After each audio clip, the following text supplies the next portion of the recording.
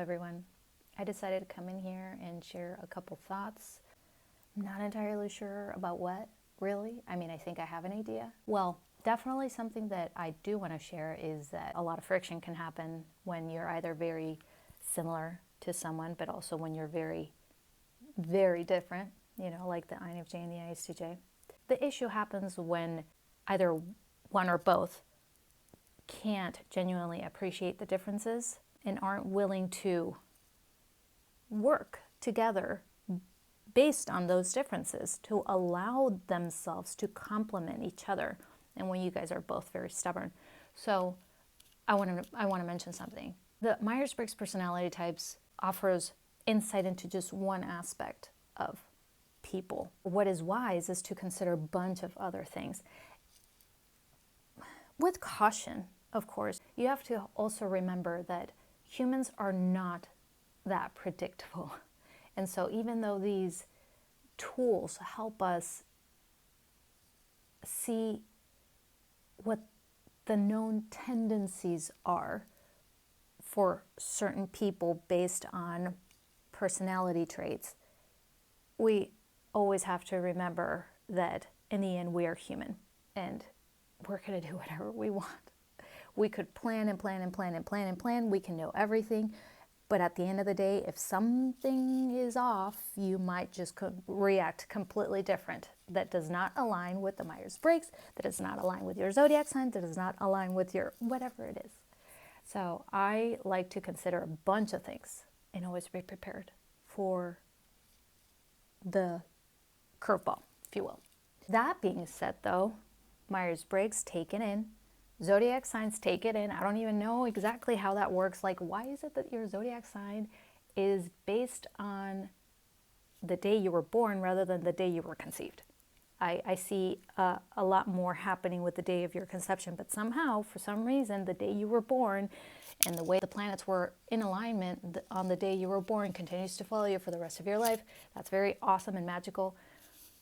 And I can see that, but why doesn't it happen from the moment you were conceived? Something else to consider is your heritage, where you were born, the family you grew up in, diet, transgenerational trauma, your own trauma from this lifetime. All those things play a role in shaping who we are. And so all of those things need to be taken into consideration, not just the Myers-Briggs personality types. Where was I going with this?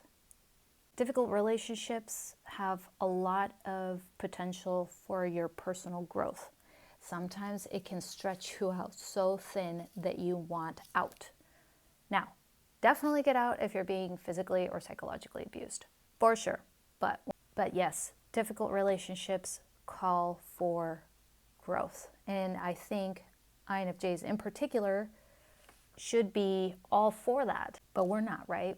We're not, because even though we understand that, we're also very sensitive. That sensitivity can be a little bit too hard for us to take.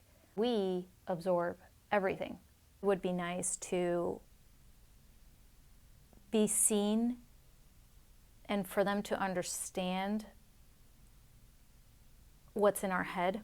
The people that will be able to understand us and follow our depth, they have felt sorrow and suffering. And they have things. And something else that I noticed is that if, say, you're in a relationship with someone just as intuitive and insightful and observant and all these things, the things that you wish your ISTJ would have. When I was in a relationship with this person, I was too young to know what to do with it. I couldn't handle it. I wasn't ready.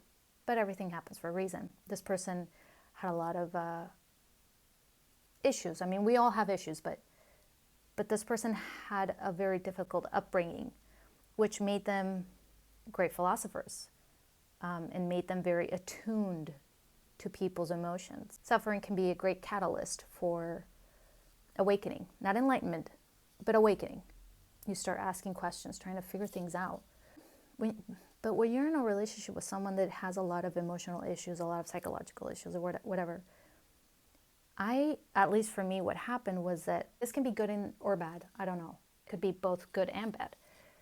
Everything is directed towards them. As an INFJ, you want to help them. And so you, in a way, like the tables turn, or you become stable for them. To be able to help them, you almost instinctively become the grounded person, the one you become more like the ISTJ, so that they can digest and process whatever it is that's happening inside them, inside here. That's what they need. They need someone to remind them that everything is fine. Back then, I wasn't dealing with so much stuff. Maybe I was, but I was so busy trying to help this other person dealing with heavier stuff, and I had to be there for them. My stuff later resurfaced. Something happened, and everything that I had not had a chance to address, because life happens, just came out way more than I realized. So it's actually quite the blessing to have an ISTJ in my life, because they are the rock while I process my stuff. If both of you are dealing with stuff, that's going to be exciting but chaotic. I'm getting what I need: stability, security. More than anything, consistency. You need to know what to expect. That reduces the waves, calms things down. To have this depth and the ability to see these things and to receive these sudden insights comes with the price of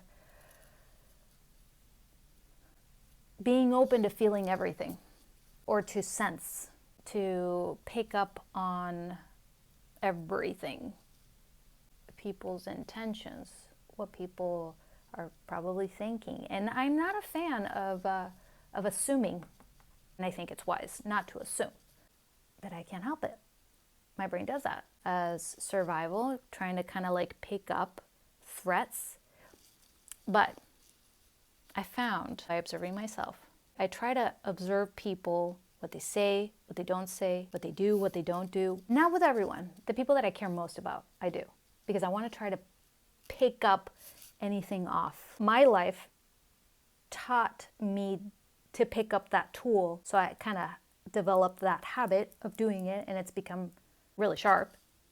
But at the same time, it's very annoying, because I do pick things up, and I don't want to know these things, because sometimes it really, for the most part, it actually sucks. Because you find, at least the people in my life, the people that I bump into, the people that I know, they're not very kind. And I almost want to tear up, because it hurts me so deeply. But I'd rather know, because knowing these things, even though it's very painful to realize these things about people, I can practice forgiveness no matter how they feel about me, because in the end, I can't really take anything personal. And so this is something that I kind of wanted to talk about earlier, that the more I look, I'm going to find. But if I turn that around, I'm also going to find things in me. And so that was really big. If you pay attention to yourself, you're going to find that you do things that you might not. You have things. That's all I'm going to say. You have things too. I have things too. My point is, I need to stop looking so attentively, trying to pick up things from other people, because they're always going to be there, but I'm going to have them too. Because I'm imperfect, because I'm flawed too. And so it was really important for me to see that it's like, hey, calm down. You're not blameless. We are not blameless. I think something else that I really liked that I heard from my beloved Ramdas, I don't get mad at people. I get mad at people's actions. And that's a big difference. People's actions are not the people. If you look at it from a a spiritual perspective, which is something that I like to do a lot. And I think that's ultimately where you want to end up. Whatever someone does, that's not them. Souls in general just are. People's actions. That's what gets us uptight. People, what they do, what they don't do, not the person. And so, anyway, sorry that I got all emotional there. Hope that helps.